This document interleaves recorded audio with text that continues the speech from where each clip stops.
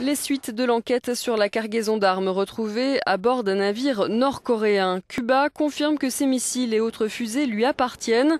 Ce cargo a été arraisonné lundi à Panama. Sous les sacs de sucre roux, les autorités panaméennes ont découvert tout un arsenal.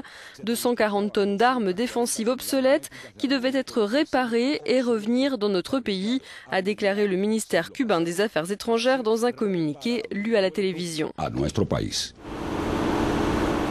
D'après des experts, il s'agirait notamment d'armes remontant à l'époque soviétique. Quoi qu'il en soit, la cargaison n'était pas déclarée. Pour le président panaméen qui s'est rendu sur le navire dès son arraisonnement, le comportement de l'équipage était suspect. Le capitaine et les 35 membres d'équipage ont opposé une ferme résistance. Au début, il semblait que le capitaine faisait une crise cardiaque, mais ensuite, il a essayé de se suicider. Et puis c'est après avoir amené le bateau dans le port de Manzanillo que nous nous sommes rendus compte de ce qu'il y avait et de ce qu'il pouvait y avoir d'autre. L'interception du cargo battant en pavillon nord-coréen avait pour but de vérifier si les sanctions mises en place par l'ONU étaient bien respectées. Des experts des Nations Unies sont donc attendus au Panama pour examiner la cargaison.